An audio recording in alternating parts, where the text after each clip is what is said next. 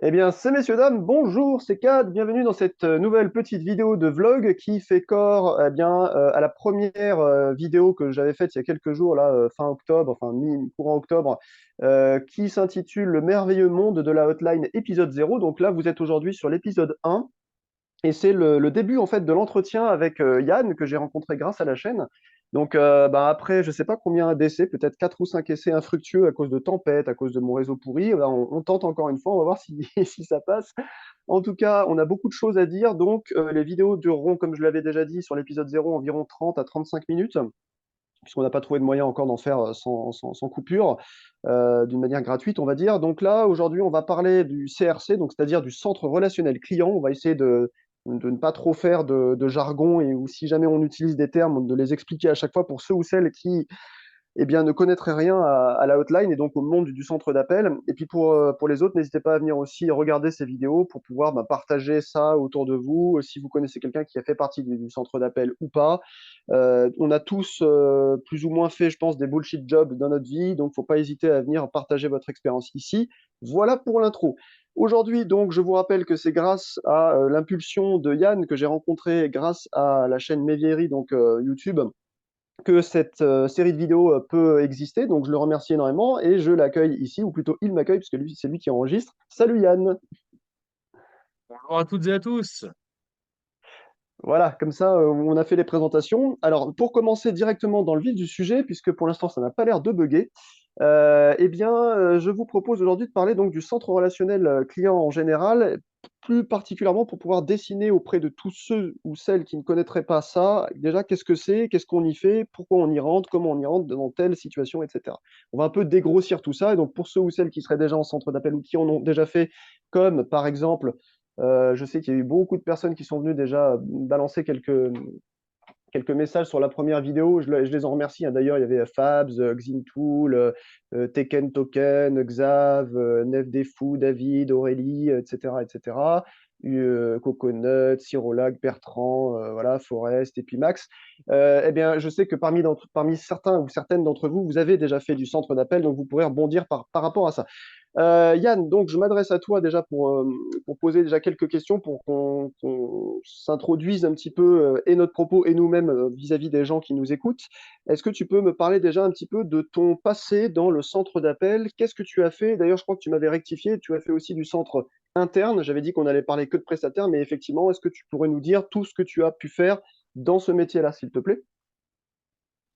Ouais, ouais, je vais faire un petit peu mon CV. Donc, pour le coup, en centre d'appel, j'ai commencé. Donc, moi, ma période centre d'appel, c'était 21-28 ans. Donc, sur 7 ans, coupé, il y a eu des petites périodes de chômage, à droite à gauche, etc. Mais j'ai fait trois entreprises. Donc, la première, c'était un prestataire de service. Donc, un prestataire de service en centre d'appel, c'est quoi? C'est une entreprise qui va recevoir des ordres, entre guillemets, d'entreprise. Ça peut être tout et n'importe quoi. Là, on peut dire des marques. Ça peut être la téléphonie, ça peut être le café, ça peut être tout ce que vous voulez. Et ensuite, nous, donc on fait le même boulot que ceux qui sont en interne, sauf qu'on n'a pas du tout les mêmes avantages, sauf qu'on est censé faire les mêmes choses. Voilà, donc j'ai travaillé donc, là pour ma part dans la téléphonie, chez le prestataire de service. Ensuite, on pourra en reparler après, mais en gros, il s'est passé des choses. Et ensuite, j'ai atterri en interne dans une banque internationale euh, bien connue également pour ses multiples affaires judiciaires extrêmement médiatisées. Je vous laisserai chercher vous-même. Et donc, là, pour le coup, ça sera pour moi l'expérience la plus intéressante dont on aura à débattre ensemble.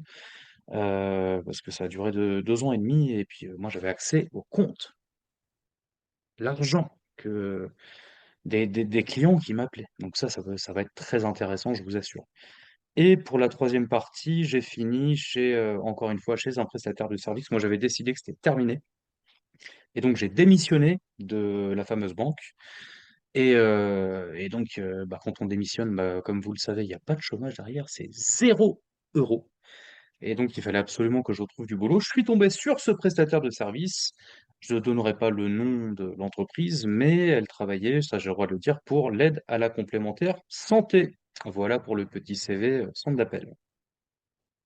Eh ben, c'est super cool. Je te remercie, Yann, d'avoir expliqué un petit peu tout ça. Puis d'ailleurs, tu as bien, je pense, aussi exprimé je dirais, parce que c'est assez didactique finalement ce que tu as fait, expliquer même qu'est-ce que c'est qu'un prestataire de service. Je n'avais pas très bien fait, je m'en mêle un peu les pinceaux, donc j'ai trouvé que voilà, ton introduction à ça était très intéressante et très riche. Alors, me concernant, pour ceux ou celles qui me suivent un peu, et ceux qui ne me connaîtraient pas assez, moi, c'est un peu comme Yann, sauf que j'ai pas fait du 21 à 28 ans, moi j'ai fait du 26 à 38 ans, et toujours dans la même boîte de prestataire de services. Au début, je travaillais pour une marque de télévision. Ensuite, donc ça a duré 4 5 ans. Ensuite, 4 ou 5 ans pour un prestataire enfin pas un prestataire, hein, une grande marque parmi les 3 ou 4 qui existent en France de téléphonie, télévision, Internet, enfin tout le team, vous connaissez ce qu'on appelle des fournisseurs d'accès Internet pour la partie professionnelle, donc c'était des comptes pro.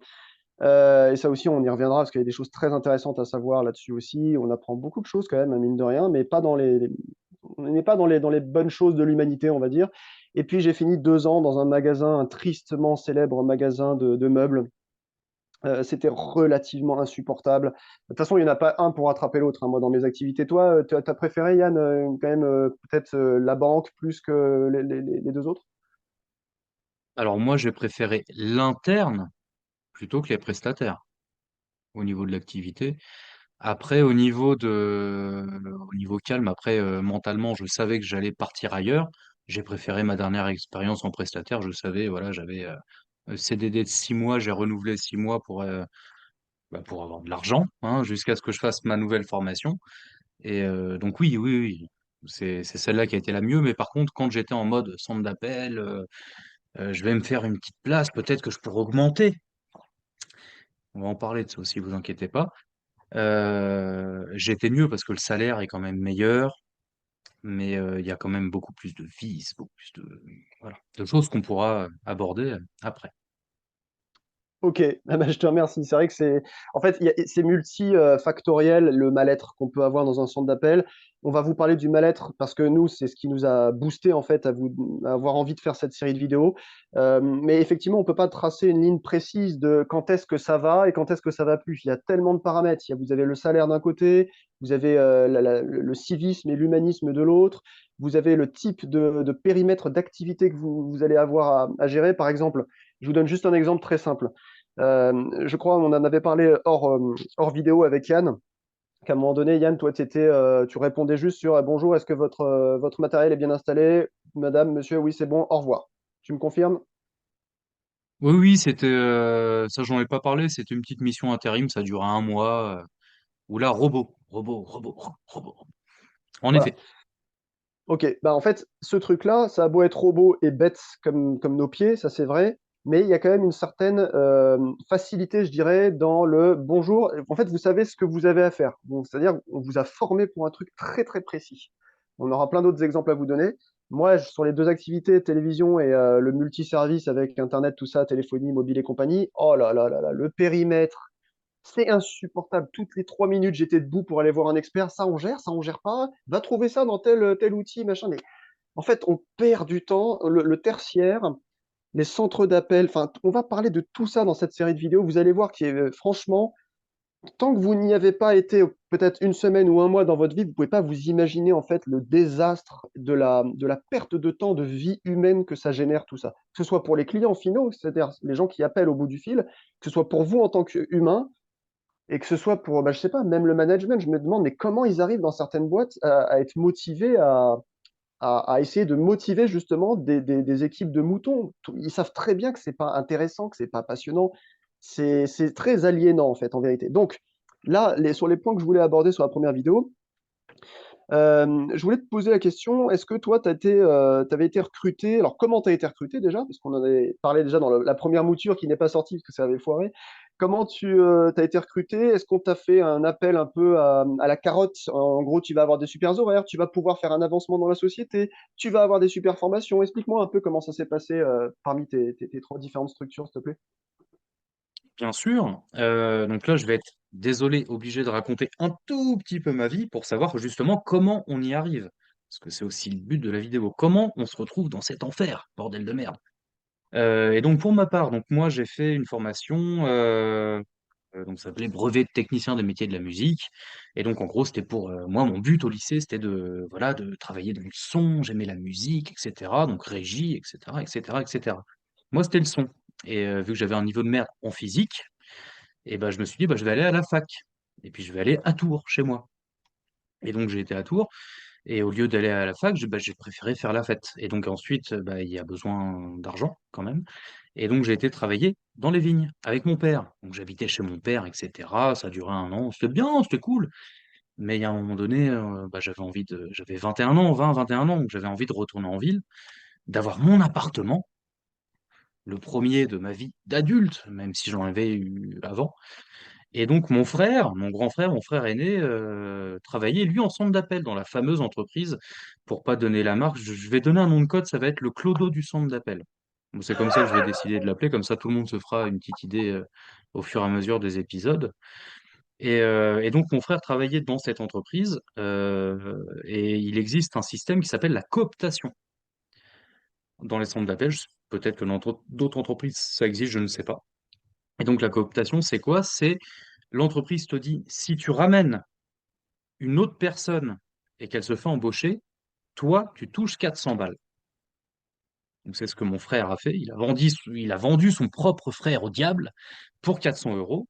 Grand bien lui fasse. Et moi, j'étais très content. Donc lui a déménagé entre-temps. En plus, le salaud, on n'a même pas travaillé ensemble. Et donc moi, j'arrive dans, dans le monde du travail avec, voilà, tout naïf, à mes 21 ans. Et donc, j'ai droit à mon premier entretien collectif. Ouais, ouais, ouais. C'est intéressant parce que là, ça soulève déjà des questionnements. En tout cas, moi, je me rappelle de choses que je voulais aborder grâce à ce que tu m'as expliqué. Moi, c'est un peu pareil. Pareil, une fac qui s'est mal passée au bout de 2 ans, vas-y, j'arrête parce que ça marche pas. Et puis, à un moment donné, voilà, c'est ça, faut assumer, faut récupérer des sous. Donc, tu finis par dire, ouais, bah, c'est bon, vas-y, il y a tous mes potes qui m'en parlent de ce truc-là. Moi, nous, on l'appelait, là où j'habitais, le McDo des centres d'appel. Donc, toi, ce sera le Clodo des centres d'appel. Moi, c'était le McDo des centres d'appel. Du coup, tu y vas et tu te rends compte en fait que bah, ça te galvanise un peu au début. Tu te dis, ah bah tiens, je vais avoir un statut social, il y a des gens au téléphone qui vont m'appeler monsieur, etc. Bon, bah c'est intéressant quand même, hein. Franchement, tu te dis, bon, bah c'est super, je me fais former. Alors ça dépend, vous avez des formations entre 2 jours, on va dire, même des fois un jour ou une demi-journée, jusqu'à pour des activités plus complexes et plus techniques. Comme nous, c'était plutôt le pédigré de la boîte dans laquelle j'étais, c'était surtout au début des techniciens. C'était plutôt des trucs informatiques, geek et compagnie. Bah, là, c'était plutôt 6 à 9 semaines de formation. Tout dépendait de l'activité. Il y a souvent eu 3 ou 4 activités dans mon bâtiment où il y a eu plusieurs plateaux. Et du coup, ouais, à un moment donné, tu te dis, bon, bah, moi, je n'ai pas eu comme toi la possibilité d'avoir un rendez-vous, comme on appelle ça, un entretien d'embauche, pas communautaire, j'ai oublié le terme. Collectif. Collectif, merci. Collectif, moi c'était juste en mode tu passes avec la RH pendant 5 minutes, tu parles de toi, ensuite on te fait passer des tests avec un manager qui joue à un jeu de rôle, ouais, ça marche pas, on te donnera une réponse d'ici une semaine et en fait tu trembles comme une feuille et c'est là où je voulais en venir. On te dit que tu es pris, tu commences la formation la semaine d'après, super. Et en fait c'est là que tu te dis, ok, ils font rentrer des jeunes, je pense que jusqu'à 30 ans on peut dire qu'on est encore assez jeune, pour avoir en fait une mainmise dessus, ils vont trouver les personnes relativement assez malléables et polies avec une capacité humaine, c'est-à-dire tout ça, eux, ils vont soi-disant te l'acheter, c'est-à-dire ils vont te payer un salaire pour ça, mais en vérité, c'est tes parents et ta vie qui t'ont mené à être quelqu'un de bien appris. Donc ça, en fait, je dirais, ils se payent un peu sur la bête, quoi. C'est-à-dire, ils vont te former exactement pour des produits et voilà, en matière informatique au niveau du discours client, mais l'intégralité du travail, c'est-à-dire la relation client et le discours en général avec un grand D, c'est toi qui l'as. Donc, tu peux le travailler effectivement avec les formateurs, mais là, déjà, c'est déjà tout bénef pour eux. Et donc, si tu viens avec tes jeunes, ben, tu es modulable, enfin modélisable à merci, malléable à merci par ces gens-là. Et si tu viens parce que tu es en fin de carrière, que tu as été viré de ton ancien taf, parce que je sais pas, tu as eu un accident, une maladie professionnelle, ça va plus, il faut que tu t'assoies pour travailler, pour tirer tes 2, 3 années avant de casser ta pipe ou partir en retraite, bah, tu vas venir là et puis tu vas trembler comme une feuille aussi parce que tu n'as pas envie de te faire virer. Donc tu vas faire le béni oui-oui. Voilà, il faut qu'on soit des espèces de bons moutons pavloviens, quoi, pour essayer de regarder autour de nous comment les gens fonctionnent sur les plateaux. On vous apprend certes en formation dans des cours un peu magistraux, mais aussi par mimétisme. Regardez, on va vous placer dans une pouponnière qu'on appelait des pépinières pour voilà, prendre 2 semaines la ligne afin de commencer à regarder comment les autres fonctionnent. C'est bien, tu as des doubles écoutes, etc. Je te laisse la parole, Yann, tu voulais réagir par rapport à ça. Ouais, je pense que ce qui serait bien d'aborder, c'est bah, qui travaille en centre d'appel en fait. Ouais, tout à fait. Quelle est la Tout à moyenne fait. d'âge?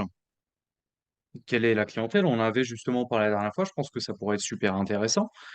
Euh, Moi, personnellement, ce que j'ai vu sur les trois activités où j'ai été, tu as énormément de jeunes post-bac, parfois pour certains ou certaines surdiplômés, des bac plus 2, bac plus 3, en général commerce, force de vente, tout ce que tu veux, qui n'ont pas d'expérience puisqu'ils sortent de l'école. Donc personne ne veut les embaucher. Et donc à un moment donné, bah, ils ont été comme moi. Ils se sont dit, bah, j'ai envie d'avoir mon appartement, j'ai envie d'avoir mon salaire, et donc je vais trouver mon premier boulot. Et je sais que tu m'avais parlé de type de personnes. Donc moi, je pense que ça, c'est allez, 60% du CRC. CRC, Centre de relations clients. C'est en général des petites nénettes parce que c'est un milieu extrêmement féminin. Faut se le dire. Après, Kat, je sais qu'il a été dans un centre d'appel énorme. Moi, j'ai jamais connu centre d'appel aussi gros.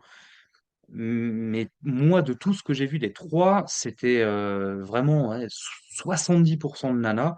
Et sur la dernière activité, c'était full nana. J'étais le seul mec avec un superviseur. On était deux garçons. Pareil, il faudra en parler ça, tranquillement. Et voilà, mais il y a aussi, comme tu l'as dit, et je vais te redonner la parole, tu me parlais aussi d'autres types de personnes. Ouais, ouais, ouais. Alors justement, je rebondis sur ce que tu disais. En définitive, je pense qu'il n'y a pas une médiane réellement. Je pense que selon les activités, les RH demandent aux opérations managers, c'est-à-dire aux chefs de plateau, c'est-à-dire aux chefs d'activité de ce qui te gère, de demander à leur management de recruter tel type de personne, tu vois. Enfin, c'est comme ça que je l'ai compris, parce que quand je suis arrivé, moi, quand j'ai été récupéré pour la marque de télé, ils cherchaient un profil très très technicien, c'est-à-dire quelqu'un qui était très geek, il allait tout le temps traîner sur Internet. Il cherchait des gens vraiment qui regardaient 3 fois par jour la page de Les Numériques, tu sais, l'espèce de journal là qui parle des nouvelles technologies. C'est ça qu'il cherchait. Et à côté de ça, sur un autre plateau sur lequel je n'ai pas été à l'époque, mais c'est un plateau qui traitait en fait de la téléphonie mobile pour une marque de téléphonie, eh bien c'était un truc commercial et ça ne parlait que d'abonnement. Et en fait là, étonnamment, mais c'était ce que tu dis, c'est-à-dire minimum 60 à 70% de gonzesses. Donc ça doit dépendre, tu sais, ça doit être un peu pareil pour les centres d'appel en mode téléphone rose. Il y a des gens qui appellent, qui payent pour avoir des conversations coquines avec des gens. Bon, bah là, peut-être qu'il y a peut-être c'est un a priori, hein, mais j'imagine qu'il y a quand même plus de femmes qui vont être embauchées pour travailler dans ces trucs-là que des gars, mais peut-être que je me trompe. Moi, je pense plutôt que c'est un peu à l'instar de la prostitution, 60 ou 70% de femmes et 30% de garçons maximum, quoi. Voilà.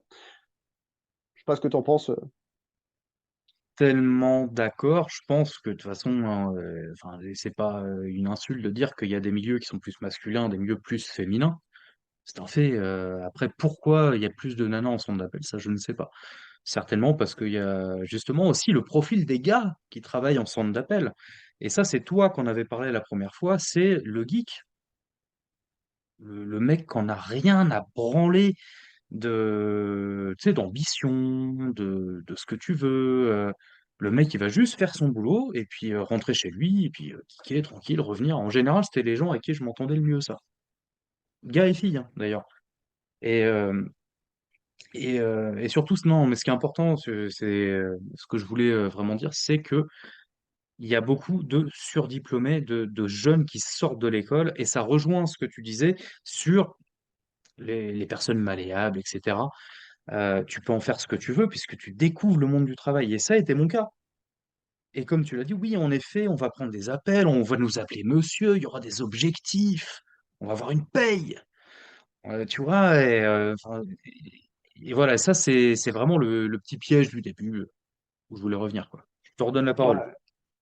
Ouais, ouais, c'est intéressant. Et d'ailleurs, juste pour finir sur le type de personnes qui sont là, justement, dans ce genre d'emploi, Moi, tu dis oui, les nénettes surdiplômées. Alors j'en ai eu aussi hein, sur mes plateaux un peu plus techniques, parce que moi, j'ai jamais vraiment fait de commercial. Alors pour résumer un petit peu, si vous voulez, hein, vous autres qui nous écoutez, dans les centres d'appel, que ce soit interne ou externe, généralement, il y a trois grands types d'activités. Il y a soit les services commerciaux, soit les services de rétention, j'en ai parlé dans la vidéo zéro, le churn, etc., soit la réclamation service client. Moi, je n'ai fait que de la réclamation service client et vers la fin, enfin vers début, vers le milieu, on va dire, le plateau sur lequel j'étais, qui bossait pour de la télé, était en train de nous inciter à faire des rebonds commerciaux. C'était très malsain. On n'a jamais été formé pour du commerce.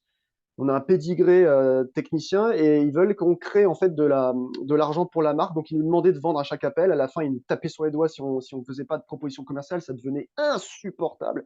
Tout le monde en avait ras-le-bol. C'était insupportable. Et à côté de ça, tu avais toujours trois quatre nénettes sur le plateau qui étaient plus contentes de faire ça que de réparer des machines au téléphone. Donc elles se faisaient des payes avec du plus 100, plus 200, plus 300 euros tous les mois. Elles étaient toutes contentes. Nous, on n'en pouvait plus. Mais là où je voulais en venir rapidement, c'était les petites nénettes, les gars qui étaient un peu diplômés, etc., tu vois, bah, chez nous, en tout cas dans mon centre d'appel, ça n'a pas souvent été ceux qui étaient voilà, dotés de plus de jugeotes. Il y a des gens qui avaient du bac -3 et qui sont montés experts. Donc, pour vous l'expliquer un petit peu, tu me rectifieras, Yann, si ce n'était pas comme ça chez toi. Mais en fait, nous, sur les plateaux, il y avait donc 95% de la biomasse salariale qui était juste des larbins comme moi à prendre des appels. Et au-dessus, vous aviez un truc qui avait un petit peu plus de valeur, c'était les gens de la qualité. Alors eux, ils sortent de la prod, ils sont plus dans le même service, ils sont au bout du plateau, en silence, ils vous écoutent de loin au hasard. Et ils vous envoient une note après à la fin de la journée pour vous dire, je t'ai écouté, tu mérites ça comme note, il faut que tu revoies ça, t'as pas bien dit ça. Il y a ça, il y a les managers, c'est-à-dire eux qui gèrent un petit peu votre temps de travail, votre temps de pause, etc. Et tout le reste, les tickets resto et tout. Et entre les deux, vous avez une sorte de cote mal taillée avec un truc qui n'a jamais eu de fiche métier dans mon entreprise qui s'appelle les experts. Alors, ils s'affublaient en fait d'un chasuble violet ou jaune et ils déambulaient sur le plateau. Des fois, ils allaient à leur poste pour taper des trucs pour la marque pour laquelle on bossait. Et ils donnaient, voilà, c'était un peu les gens à tout faire. C'est-à-dire que c'était des très bons agents d'appel qu'ils ont sortis de l'appel pour ensuite bah, renseigner les gens, etc. Et eux bah, étaient payés comme des agents d'appel, c'est-à-dire qu'ils n'avaient même pas de plus-value par rapport à ça. Mais bon, grand bien leur face déjà de ne plus prendre d'appel. Mais à côté de ça, bah, voilà, ils déambulaient sur le plateau, ils draguaient les nénettes, enfin, il y a eu tout, quoi. De toute façon, c'est un mini-monde, c'est une sorte de mini-milieu. On en avait parlé sur la première tentative d'enregistrement, mais donc là, je vais vous le redire, je vais vous le dire du coup. On est en centre d'appel, qu'il soit petit, moyen ou gros, dans une espèce d'ersatz d'humanité. C'est-à-dire que vous allez tout trouver là-dedans. Et les faux sourires, l'hypocrisie, les faux semblants et tout, à un moment donné, vous ne voyez plus que ça. Parce que c'est tellement petit que vous êtes tout le temps en confrontation avec bah, tous ces trucs qui touchent à l'humanité. Enfin bref, là, je suis en train de partir en live, on en reparlera dans les prochaines vidéos. Alors là, je vais me permettre de prendre la parole de force. Je pense que, comme moi, vous connaissez CAD, c'est quelqu'un qui ne peut pas s'empêcher d'aller à droite, à gauche, partir à droite, à gauche. Et je suis un petit peu pareil aussi. Donc, je ne sais pas combien de temps va durer cette petite série. En tout cas, on va vraiment essayer de le faire étape par étape, que vous compreniez vraiment les détails. Parce que comme il dit plein de trucs en même temps, mais ça, tout ce qu'il dit, on va le détailler, Merci. n'est-ce Merci pas? d'avoir rectifié un peu les. Ouais, ouais. Là, c'est parfait. C'est parfait. Il me faut un garde-fou parce que sinon, je ne vais pas y arriver. Donc, merci de jouer ce rôle-là aussi, Yann. C'est cool. Puis, on a peut-être encore une petite dizaine de minutes à peine pour pouvoir vous parler rapidos bah, de l'orga en général. Là, j'ai parlé un peu des experts, de la qualité. Toi, c'était pareil? Il y avait ce genre de trucs. Nous, on avait les masters aussi. C'était un peu entre les deux, entre les experts et les managers. On ne savait pas trop. Il y a des postes qui servent à rien. Ils inventent des trucs, ça ne sert à rien. Alors écoute, chez donc ma première expérience, les clodos des centres d'appel, là, tu n'avais que des chefs d'équipe au-dessus de toi. Tu avais un truc, c'était, tu avais deux nanas qui, qui tournaient un peu en fait, et elles t'appelaient, leur boulot c'était de t'appeler dès que ta pause, tu sais, ta pause de temps d'appel. Merde, comment on appelle ça là? Tu sais, Pause les 15 30 minutes. secondes que tu as. Ah oui, ton after call là, ou je sais pas quoi. Ou... Voilà Ouais, ton enfin. after call, ton après-appel, en gros, le temps que toi tu notes, pour ceux qui connaissent pas, sur le dossier du client. Alors, j'ai eu ce client-là, il s'est passé ça, il s'est dit ça, et donc il faut faire ça, tac, tac, tac, tac, tac. En fonction, tu as 30 secondes. Et donc après, en fonction de ce que tu as fait dans le mois, bah, ça va te faire une moyenne. Et tu as une moyenne à respecter. parce qu'on va te faire chier, mais ça, on vous racontera après. Et donc, tout ça pour en venir au bordel. Ça y est, ça commence. Ouais, Qu'est-ce que je là, tu disais, étais Kat? en train de... Là, tu en train de parler justement du fait qu'elle t'appelait durant cet after call, cette espèce de Voilà, time. c'est ça. Ouais, ouais, voilà. Le boulot des deux nanas, en fait, leur boulot, c'était d'appeler. Ils avaient un écran. Et donc, hop, 35 secondes. Ils t'appelaient. Ouais, t'as un problème, t'as besoin d'aide? Parce que là, ça fait déjà 35 secondes, machin. Non, non, t'inquiète, je finis, t'inquiète. Ok, très bien, tac. Lui, 40, hop. Ça, c'était leur travail. Et donc, elles étaient un petit peu au-dessus de toi. C'était super sympa, mais métier de merde, quoi. Enfin, je vois pas l'intérêt.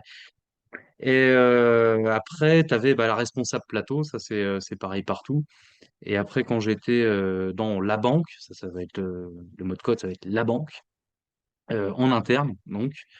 Là, tu avais toujours pareil, la sous-merdasse comme nous, ceux qui prenons les appels. Au-dessus, tu avais les chefs d'équipe, mais bien organisés, hein. Équipe, équipe, équipe. Là, c'était vraiment une vraie entreprise, quoi. Ça, c'est incroyable.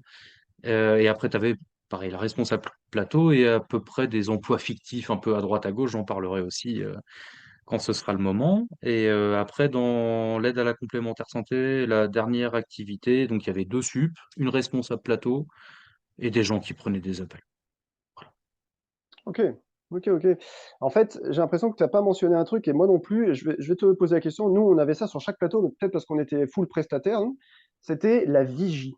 Je sais pas si tu vois ce que c'est. Au début, nous, c'était les managers qui faisaient ça, mais en fait, ils sont à l'entrée du plateau. Tu n'entends Je plus. t'entends, mais répète là. Ah, la vigie, les vigistes, V-I-G-I-E. Voilà. Alors, en fait, je ne sais pas si tu vois ce que c'est. Nous, en fait, c'était d'abord le poste des managers qui faisaient ça. Puis tu comprends, comme ils avaient tellement de réunions à faire dans la journée qui ne servent à rien et boire des cafés, qu'ils ont fini par créer des postes pour ça. Donc, ils ont sorti des gens de l'appel, donc c'est-à-dire des agents d'appel qui étaient généralement des bons sus-boules, quoi, tu vois, qui étaient en pause avec eux, etc. Et ils les ont collés là. Alors, toute leur journée, à quoi ça sert? Ah ben, ça sert à être sur un PC de contrôle où ils vont justement gérer les flux. Ah, lui là-bas, il est formé pour abonnement et technicien niveau 1. Donc, je lui envoie tel appel. Lui, là-bas, il est formé technicien niveau 2. Boum, boum. Et en fait, ils te mettent sur des flux de priorisation. Ils t'activent, ils te désactivent, ils te mettent sur une file, une autre. Et en fait, ça devient infernal. Parce que, surtout quand vous êtes multi-compétent, il faut bien comprendre que sur du prestat, en tout cas, comme moi, je vous raconte l'histoire, c'était pas le cas peut-être pour Yann, mais moi, on me forme, on me dit, tu vas réparer des machines à distance, tu vas renseigner sur les abonnements des gens. Puis 3 mois plus tard, bah, finalement, tu vas faire ça en plus. Puis 6 mois plus tard, bah, mais finalement, maintenant, tu vas faire de l'appel sortant pour appeler les gens pour essayer de leur vendre un truc. Puis en fait, ils vous rajoutent comme ça en permanence des trucs à faire.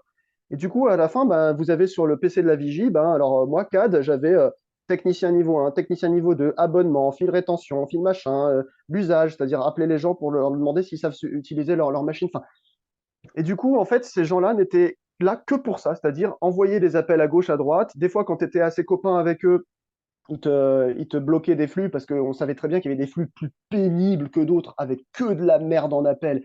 Des gens qui étaient hors d'eux parce que la boîte pour laquelle ils ont payé un abonnement les maltraite. Du coup, ils vous appellent, c'est même pas un bonjour, on parle comme un chien. Et donc, à un moment donné, moi, je me rappelle juste pour la petite histoire, j'étais sur la truc de télévision. Et en fait, le grand compte, c'est-à-dire le chargé de compte qui venait de Paris toutes les semaines ou toutes les 2 semaines pour nous visiter pendant un jour et regarder si ça se passait bien sur le plateau, répondre à nos questions, il venait, mais pas seul, il venait avec une délégation de 6 comme ça, comme lui, on les appelait les pingouins, ils bouffaient des casse-croûtes, ils ouvraient des canettes de soda sur le plateau alors que c'était de la moquette par terre, ils s'en foutaient, ils parlaient fort, ils rigolaient, ils jacassaient, puis en fait, ils servaient qu'à rien, quoi, tu vois. Et en fait, les mecs, ils arrivaient comme ça avec un des grands patrons de la boîte France. Et en fait, moi, comme ils savaient que je tapais sur ma table, parce qu'ils en avaient ras-le-bol d'entendre des boum, boum, boum, tellement ils me mettaient sur des fils que je détestais, à un moment donné, j'étais en train de gueuler, je fais putain, vous m'avez encore remis sur tel fil, le fameux usage où je devais appeler des gens en sortant, me prendre des colibés, etc. Et en fait, il y a un manager qui est venu me voir en catimini qui a fait Cad, t'inquiète pas, on t'a retiré de usage aujourd'hui, d'accord? Ah là là, à la bonne heure. Ah là, d'accord. C'est parce que vous n'avez pas envie d'avoir une esclandre sur le plateau pendant que vos grands patrons, là, vous leur faites des courbettes de merde, la bande d'enculés de voraces que vous êtes. Excusez-moi, des fois, ça va sortir, c'est plus fort que moi, c'est pas Yann, c'est pas de sa faute, ça ne concerne que moi. Voilà. Je me Vas-y, je te laisse la parole. désolidarise complètement de cette personne, hein. Je rigole. Non, non, mais je peux comprendre parce qu'en fait, tout ce qu'il dit, c'est vrai. Ouais, ouais, la vigie, on l'appelait pas comme ça, nous, mais ouais, il y avait quelqu'un qui disait, qui t'appelait, qui disait, bah toi, tu vas passer sur tel truc. chez le clodo du centre d'appel. Et après, en interne, la banque, c'était tes chefs d'équipe qui te disaient, ils avaient leur truc, parce que ça venait de Paris, c'est une banque internationale, c'est incroyable, tellement c'est tentaculaire, c'est opaque, c'est froid, tu peux rien dire, tu peux rien faire. Mais ouais, ouais, le côté, en plus, en général, c'est des connards qui font ça. Faut le dire, c'est ceux qui te disent, alors tu vas passer là-dessus, et oh machin. Après, les deux petites nénettes des clodos, là, c'était salé, elles étaient cool, on s'entendait bien. Mais après, t'as un côté vraiment hiérarchie qui se pose. Et c'est ça, en interne, je pense que t'as peut-être pas en prestataire, je sais pas. Ou en tout cas, c'est mieux vécu, parce que tu sais que c'est un peu de la daube. Mais en interne, tu es quand même dans une boîte, une grosse boîte. Tu sens que c'est hiérarchisé. Tu as bien compris vite fait que c'est la merde, enfin, que tout est faux, enfin, comme d'habitude. En plus, tu sais, moi, j'avais de l'expérience au fur et à mesure. Mais ouais, tu as vraiment ce côté. Je voulais savoir justement par rapport à toi, parce que je sais que c'était une grosse boîte, mais je ressens en fait ce que tu as vécu en prestataire, ce que moi j'ai vécu en interne. Tu vois? Que Ouais, ça parce que avait quand c'était même vraiment. bien l'air d'être cadré et, et prévu, opérationnel. Tout à fait, c'était très très gros et ça ressemble presque. Et le côté hiérarchique est très vertical, on le sentait aussi. Alors, on va pas tarder à vous laisser. Je pense qu'on va mettre fin à la première partie à présent, parce que j'ai déjà dû appuyer sur un truc sur les 5 dernières minutes, donc ça va bientôt nous couper. Pour éviter d'avoir à refaire un bout de vidéo après, ce serait con. On va vous laisser sur ça. Qu'est-ce que t'en penses, Yann? Bah oui, oui, complètement. Et puis on Ouais. reprendra de toute façon. C'est ça. Eh ben, Pas de écoutez, souci. on va reprendre à la suite de ça. On parlera donc sur une seconde vidéo de tout ce qui est charte de bonne conduite, absentéisme, les objectifs, l'infantilisation. Là, on va commencer à rentrer dans le vif du sujet parce que là, c'était juste un aperçu, un amuse-gueule. On vous souhaite une bonne soirée, une bonne journée comme il se doit et on vous retrouve dans pas très longtemps pour une deuxième partie. Salut Yann! Ciao, Cad.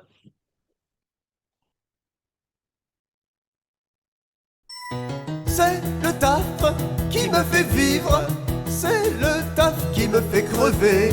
Sur les nerfs, avant et après, à me rendre malade toute l'année. Ça t'intéresse de parler à des trous du cul, ça t'intéresse de faire l'esclave, à perdre ton temps, ça t'intéresse d'avoir les nerfs toute ta foutue journée, ça t'intéresse d'avoir envie de te droguer. Ça t'intéresse d'avoir envie de te suicider. Ça t'intéresse de gagner beaucoup d'argent. Gagner beaucoup d'argent avec un tas de merde. C'est le taf qui me fait vivre. C'est le taf qui me fait crever. Sur les nerfs avant et après. À me rendre malade toute la journée. Ils foutent la pression chaque jour que Dieu fait. Ils sont les maîtres et nous les esclaves. Tout ça pour gagner un SMIC minable. Tout ça pour pouvoir payer son essence et son loyer. Tout ça pour pouvoir avoir de l'argent de merde. Tout ça pour avoir l'impression d'exister. Tout ça pour payer des impôts parfois. Tout ça pour avoir l'envie d'être roi. C'est le taf qui me fait vivre. C'est le taf qui me fait crever. Sur les nerfs, avant et après, à me rendre malade toute la journée. Oh là là là, là là là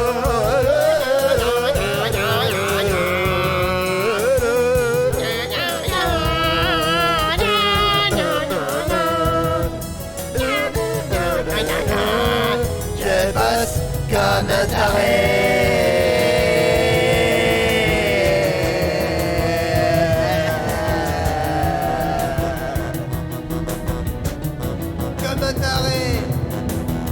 Un salaire de merde, un boulot de merde. Ben moi j'ai un boulot de merde. Mon salaire paye tout juste mon toit, ma bouffe et mon EDF parfois. Mes factures et mes impôts à la con ne feront jamais que je serai patron. Je serai juste un employé de merde à devoir faire le dos rond. C'est le taf qui me fait vivre. C'est le taf qui me fait mourir. Sur les nerfs avant et après, à me rendre malade toute l'année. Le taf, c'est super frustrant. Tout ce temps perdu pour avoir de l'argent. Non, les mecs qui ont de l'argent, ils décident quoi en foutre. Nous, on a des boulots de merde. Et on nous fait croire... On nous fait croire qu'il faut qu'on gère un budget de merde, alors qu'en fait, on n'a rien du tout. Et on finira tous dans un trou. Ah putain, arrêtez avec votre connerie de production de merde.